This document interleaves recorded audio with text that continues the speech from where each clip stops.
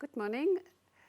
My name is Renske Pieterse and I'm going to go through English First Additional Language, one of the aspects of Paper 1, which is the Comprehension test. Okay,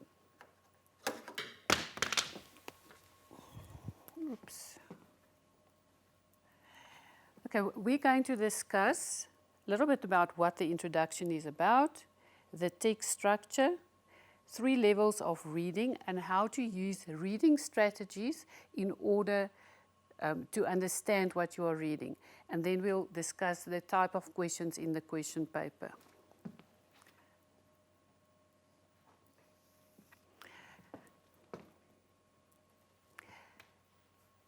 Reading is one of the most important aspects that you need for all your subjects. If you read here, you cannot just read, but you must read with understanding. That is a life skill. Think about your subjects like life sciences, economics, history. You always have a passage that you have to read and you have to make understanding of it. And we know it's difficult for you. But if you follow these skills and these steps, you will see that it becomes much easier. So we're going to discuss how should you read a passage and then how to use reading strategies in order to make sense of what you are reading. You get different text structures. The different text structures will display the information in a different way to you. We get descriptive, we get the chronological order, we get compare and contrast, cause and effect, and problem and solution. We are going to unpack these text structures now in the following slides. First of all, a descriptive text. Look at the little icon here at the bottom. See, it's all little dots. So that tells you it is something that contains a lot of description. You will get examples like, for example, such as, you get adjectives. The text will describe the characteristics of something. Let's bring it back to COVID-19. If you read something about COVID-19 and it's a descriptive text, it will say, COVID-19 is like a flu, but it is worse. And it will give you the adjectives, it spreads quickly, etc. So do you understand now what the descriptive is? Now we come to chronological order. Now, chronological order is something that you will really use in a subject like history. The text will describe a sequence of events or list certain steps. So you'll get something like first, and then this happened, before this, something else happened. Let's bring it back to COVID again. What happened first? There was an outbreak of COVID-19 in China. Then it rapidly spread, and then the whole country was in lockdown, or the whole world was in lockdown because of this. Before COVID, that's the one word you'll use, before COVID, people flew all over the place, but after COVID-19, it has stopped and people had to take different decisions on how to address the world. If we go to compare and contrast, look at compare and contrast. Here you have your little circle with the middle where you have similarities. And on the sides you have your contrast, your differences. So your clue words will be like, unlike, similarly, on the other hand. Bring it back to COVID again. We will have a passage that will tell you it is like a flu, but also on the other hand, it spreads faster, it's undetected for a while, people spread it, and that makes it more dangerous. Cause and effect. Our little icon for that is a seesaw. It explains the events, the causes, and then the results. Let's think of a subject like economics. In economics, because of COVID-19, world trade came to a stop, or it was reduced. What are the effects? People are suffering, certain commodities are not easily attainable. Newspapers, or not really newspapers, magazines had to close down. So that's a cause and effect. So we will have in the passage, because people didn't have money to spend on magazines, they closed down because they no longer had any advertisements. Consequently, or that is why we no longer have magazines on our shelves. That is a cause and effect type of text. And then you get your problem and solution. I love this icon. Look at it. All little dots coming together in a nice circle here, telling you that I had a problem, but now there's a solution. So this text will describe the problem and how it was solved. Clue words, because, since, this led to. Let's think of a little scenario. Because of the lockdown, people were kept at home. Since then, families grew closer, and they had to explore different ways of entertaining themselves. This led to a complete change in social behavior.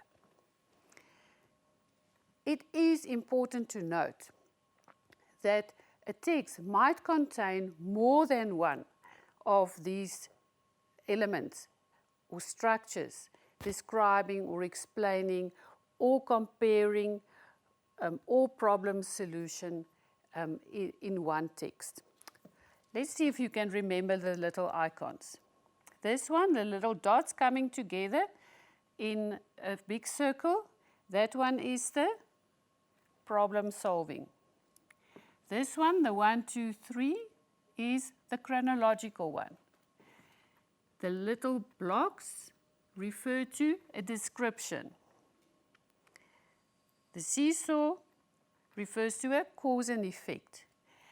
And the circle here will contrast and explain similarities. Great. Now that we know what we must look for when we are reading, we're going to discuss how you should read text and what reading strategies you should use while you are reading the text. Do you know what this is? It's called an iceberg. Now, there was this ship that was built years ago, and people thought it was invincible. I'm sure you must have heard of it, the Titanic. And then, to everyone's surprise, on its maiden voyage, it actually sunk. And why? Because it met an iceberg. And this shows you what an iceberg is like. There's a little bit on top. Then you have your middle bit, and the bit that's just hidden below the surface, and then it goes right down. So the captain of the ship didn't realize how big the iceberg was beneath the surface. And this is the same with reading. You have your level 1, where everything is obvious and you understand what you are reading. Your level 2 is just hidden below the surface. And your level 3 is deeper. You must think about it. And then if you use your reading strategies, it will help you to unlock each level.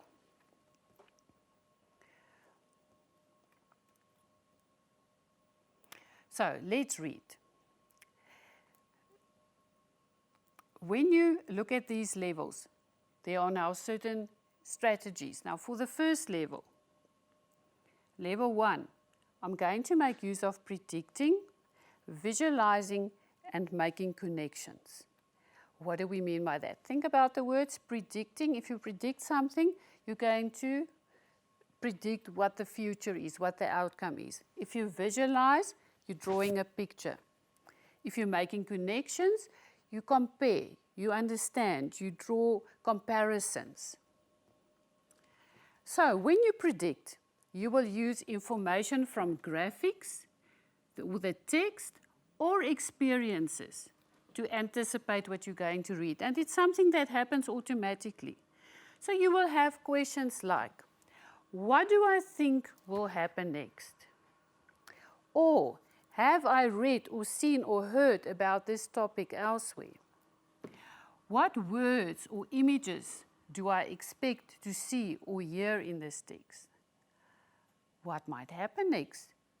Why do I think that? What helped me to make the prediction? Now, it's not as if you obviously going to make these or ask yourself these questions. It happens automatically as you are reading. Then you ask yourself these questions. While you are reading, what's going to happen next? Or what am I picturing while I'm reading this? Can I picture this? Have I heard about this somewhere else? Especially now that we're reading so much about COVID-19, you will all the time say, oh, but I have read this somewhere else. When you visualize, then you create a mental image. Look at little Snoopy here. He is creating a mental image of a fish. What type of visualizing questions and statements will you ask? What are the pictures that I created in my head as I read this text? Can I describe the picture or the image I created while I read? How did the pictures that I created help me to understand the text? And visualizing is especially important when you have to read literature, because you have to visualize the scene that the writer is drawing for you by his descriptive words. And that's when you will especially use visualizing, but even when you read for a comprehension test or for any subject. When you make connections, you make personal connections with something that happened to yourself, something that happened in the world, or something that you've read somewhere else. You will be asking automatic questions like, does this remind me of something else that I've read? Or I saw a program on television that presented things described this way. Oh yeah, I've seen a character like this that I read in another text. Or has something like this ever happened to me? Those will be the type of questions that you automatically ask while you are making your connections. Now there's a little picture of you will make your connections to things that happened to yourself, to things that happened in the world, and to things that you have read somewhere else. Now you are at level 2 of reading. At level 2, we're using the words monitoring, the strategy of monitoring, and summarizing. And this is a very important skill. Let's unpack this. When you monitor, you stop and you think about the text and you know what to do when the meaning is disrupted. Meaning is disrupted means you do not understand what you have read. Then you will ask yourself, what does this word mean? Remember, every word has a base, and you can break it up until you come to the main base of the word. And from there, you can maybe derive the meaning. Or if you see the word in context of the sentence, you will be able to figure out what the meaning of the word is. Another way to find meaning is to think if you know of another word that sounds the same, even in your own language. Sometimes languages copy from each other, and then that might remind you of another word and you might understand what you are reading. When you monitor, you also think, what have I learned? Does this make sense to me, what I have read? Or do I need to read again? And then when you do summarizing, you identify and accumulate. Identify and accumulate the most important ideas and restate them in your own words. That's very important. In your own words, you paraphrase it so that it makes sense to you. The typical questions that you will ask, what things will help me summarize this text? Must I make a list? Must I draw a mind map? You know what a mind map is? The little squiggle that looks like a spider leg, where you make your connections there. Or must I do note-taking? Or must I use annotations, in other words, compare things to make meaning? What is the main theme? You'll be asking, what are the main ideas and significant details from the reading? It's important that you do that because in every passage, even in a subject like history, economics, when they give you a passage to read, then you must be able to identify the details and the main ideas because it will depend on the type of question they ask you, but you must be able to ascertain, is this the main idea and are these the details supporting the main idea? Or you will ask, if I were to tell another person about the text I read, how would I do that? And practice that at home. We're reading so much on our phones now. Tell your brother, your siblings, your mom what you've just read. Summarize it in your own words. You'll see how easy it becomes. And then you apply that same skill when you have to read something and summarize it in your own words. And then we get to the level 3. In other words, the third time of reading. That's when you evaluate. Now let's unpack evaluate. When you evaluate, you stop. Pause means to stop. And you answer questions that clarify meaning and promote deeper understanding of the text. So typically in evaluation questions or statements, you will ask, whose point of view is this? How does this text make me feel? Why do I feel like that? Or, what does the writer of the text mean by what he wrote? And what in the text helped me to know what he wanted to say to me? Why did I understand it that way? So now that we've done all the reading strategies, you must have a thorough understanding of the text. Now, students often think when they write exams that they don't have time to read the passage more than once. But that's a fallacy. Remember, you have a 2.5 hour period to complete paper 1. Comprehension test counts 30 marks of the 80 marks. So you must divide your time between the questions, the 5 questions, so that you're able to apply enough time to each section. And if you manage to read the comprehension test at least twice, it will make you understand and respond to the questions much better. Now, after you've read the text 3 times, the next step is to answer the questions. Now, the questions in the exam paper follow the same structure as the iceberg. Your level 1, 40% of them, in other words, the easy ones, the ones that are on top, they are directly above the text. They're easy to do. So 40% of the paper you should be able to easily get because they're straightforward. They are there. You must just go and look for them. Then we have 40% that's just below the surface. They're just hidden there. 40% of the answers have to be inferred or deduced. Now, these are a bit more difficult, but there are skills on how to answer these questions as well, how to find the answers to these. And then 20% of the questions are here at the bottom at the level 3. They are the evaluation questions. So you can easily get 60% for your comprehension test because you can get the 40% that's on top.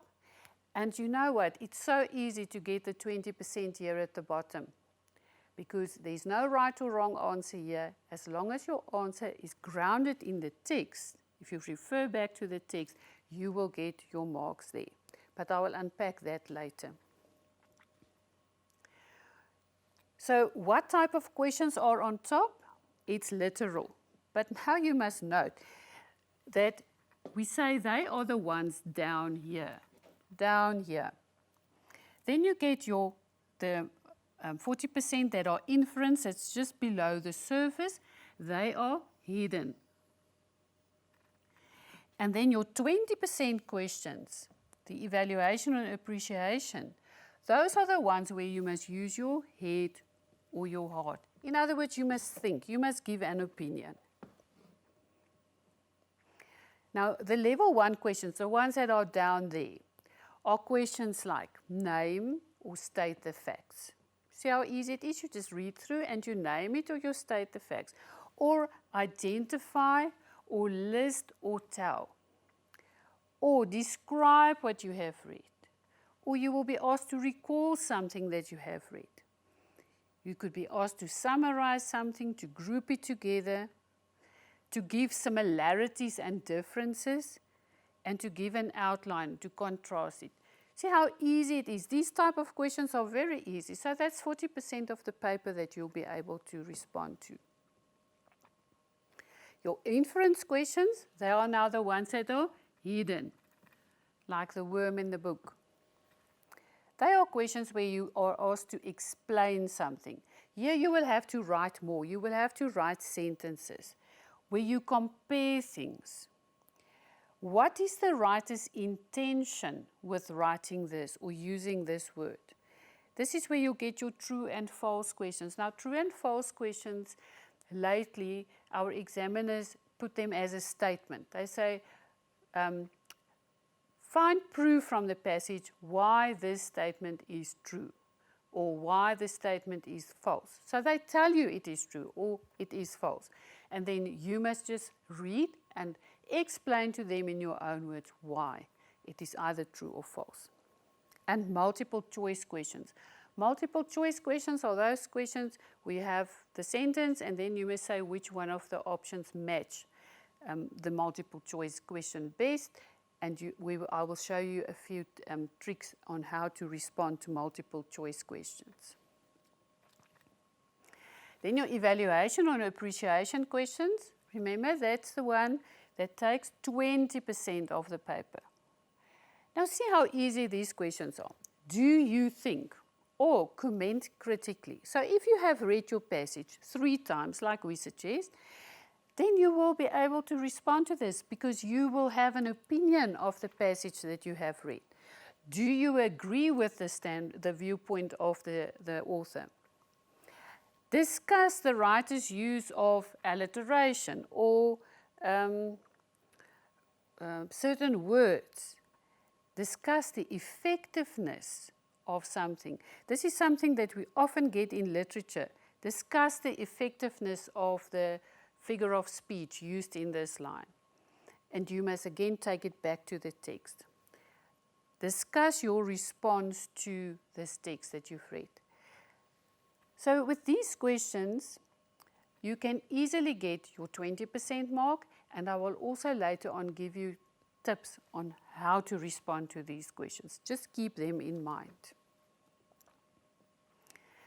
Now, how to respond to these evaluation questions? A good tip is to have a pen or a pencil ready when you make notes.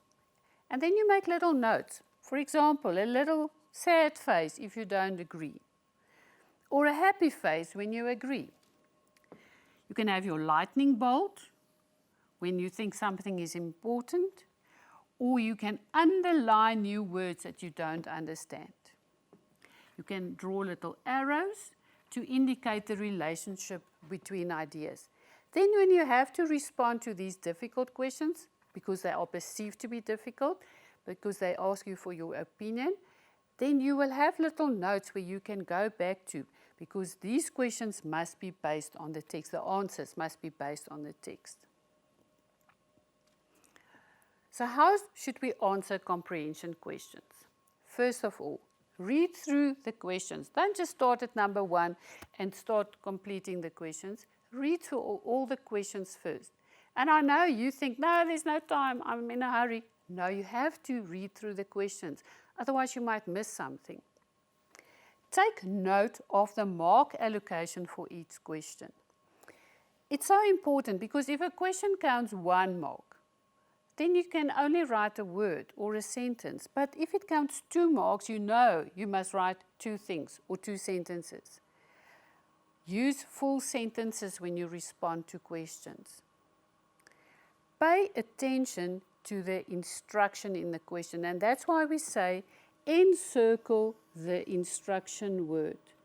And that goes for all your subjects. You must know what the instruction word is. Are you asked to explain or describe or list or verify? Those words, we call them question words, are the important questions to assist you in answering the question or responding to the question correctly. So here we give you a few typical questions that you find in an exam paper. The instruction words. We'll ask you, refer to paragraph X or lines X to Y. That means you must read that paragraph or the lines again, because the answer will appear there. You will see in a passage that they have little lines. Every fifth line is numbered. So you will have a 5, and then a little bit down you'll have your 10. So it's easy to find the line. You don't have to start at number 1. You can just refer to the notes on the side. If you are asked, state 2 reasons, ensure that you give 2 reasons. If you just give 1 reason, you're only going to get 1 mark. If you are asked to use your own words, you may not lift the answer from the passage. If you do that, it's wrong. Then it's a quotation. So if you specifically ask that it must be your own words, don't fall into the trap to just take it from the passage because it looks easy. And to avoid quoting something, it's actually very easy. You just change the word order around, you change 1 or 2 words in the sentence, and then it's not considered a quotation any longer. So you must just make a change to the sentence, but make sure that your sentence still makes sense. If you're asked to explain, you must write an answer using full sentences. You cannot just write down 1 word. And what is the difference or similarity? Ensure that you compare 2 things. State, this is like this because that is like that. Or this is the difference because that is the difference. You get your multiple choice questions where you must choose the correct answer. Now there's an easy trick to this. Read each option, and decide which one is the most correct. Don't just guess. Read each option, then you say, yes, it sounds a bit, if it could be correct. No, this one doesn't sound correct at all. Yes, this one sounds the best. It sounds the most correct in the context of the passage, because again, it will be grounded in the passage. Substantiate your answer and discuss. These will all be higher order questions that you will be guided here by the mark allocation. It will be an open-ended question. Open-ended questions are the ones where you can score marks easily because you ask for your opinion and your understanding of the passage. The same when you're asked to discuss your opinion and your understanding of the passage. So now, here's a tip for the 20% question. I hope you are all ears. We speak of the PO principle. P stands for state the point. E refers to provide an example. The second E, provide an explanation of the example. And L, link what you have said to the passage. Then you will get your full marks for this question. Easy, isn't it? Now, I've given you here an extract from a paper. It was last year's paper, the paper from 2019, just so that we can see how it really looks like when you're faced with a comprehension test. Let's read this. The first paragraph. We undertake creative activities such as drawing, painting, writing, acting or dancing because we enjoy them. We know that creativity is good for us and our creative passions make us happy. However, what do scientists have to say about the benefits of creativity? Some people pursue creative activities as a hobby and some do it for a living. However, no matter what road we have taken to release our imagination and need for free self-expression, it is clear that making things is part of being human. Okay. In the paper, question 1 said, refer to paragraph 1. State one benefit of being creative. That means you have to go back to paragraph 1. You must find one benefit. We see there creativity is good for us. It makes us happy. What was the correct answer? We know that creativity is good for us and it makes us happy. So you had to write, it's enjoyable, it makes us happy, it is good for us. Here you could have used it makes us happy because they didn't tell you to use your own words. They said state one benefit. So this is a question that is above the iceberg, the top part of the iceberg. Then the second question was referred to paragraph 2. Explain the difference between doing something as a hobby and doing something for a living. Now here the answer is hidden because you don't know. You have to read between the lines. The correct answer was, when creative activities are pursued as hobbies, they are done for enjoyment. When creative activities are pursued for a living, one earns a living or an income from them. There you have your 2 marks. Then there was a question, and this is more difficult. The previous question, this one, was just below the surface, but it was still easy. This one is a bit deeper. What does the writer mean by release our imagination? Now you must think, you must infer meaning from this. You must go back to the text. You have to explain both words in context of the text. So the correct answer was, it is to express or set free. You see, release, express or set free, imagination, our creative thoughts or ideas. And there you have your marks. Then the second part of a comprehension test is the visual part. In the visual part, you'll get a graph or a cartoon. Here we have examples. This is a typical graph where you have something. This is a graph on reporting bullying. How many people were bullied, in which grade, etc. And that side we have a cartoon. So remember, there's no connection between text A and text B. So you shouldn't go and try and find answers or responses to the questions posed on text B in text A. It's a completely separate section. What are the typical questions that we get in text B? Something like, what is happening in the visual? What is the relationship between A and B on the graph? Discuss whether text B as a whole conveys an important message. Okay, let's go back to our little graphs. If we say here, which type of bullying did we see the most incidences from? Then you'll see here definitely verbal and in 9th grade. So there could be a question on that where you're explaining just what you see on the graph. Here, if they ask you, what is the lady doing? You'll say she's driving a car. Why do you know that? She's wearing a seat belt and she's sitting in a car. What is she doing? She is looking at her cell phone. What is her son doing? He is playing with his remote motor car and he's also on his cell phone.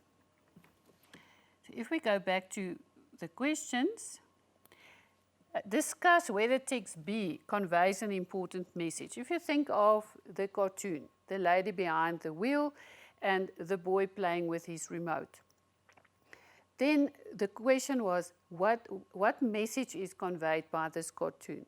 And it's easy. The message was, children pick up on bad habits from their parents, because the lady was looking at a cell phone, that's against the law, and the boy was also looking at the cell phone already while he was a child playing, creating the impression that as he grows up, he will also be doing the wrong thing. So that was a deeper question where you have to give your opinion of something. So now we have discussed text A and text B. I hope you will be able to use these strategies. Remember that you must first of all look at the text, different types of text. Is it a descriptive, a comparison? Is it a problem and solution? Is it a cause and effect? Or is it chronological? And then you read your passages 3 times, and every time to try and get to a more deeper understanding. In the beginning you read just to visualize and to predict, and then you start to summarize and make sense of it, and then lastly when you read you use evaluation skills to make an opinion or form an opinion of what you have read. Good luck. You can now take one of the old previous question papers that are available on the internet and that your teachers might have given you, and see if you can apply these skills to improve when you complete the comprehension test. Thank you.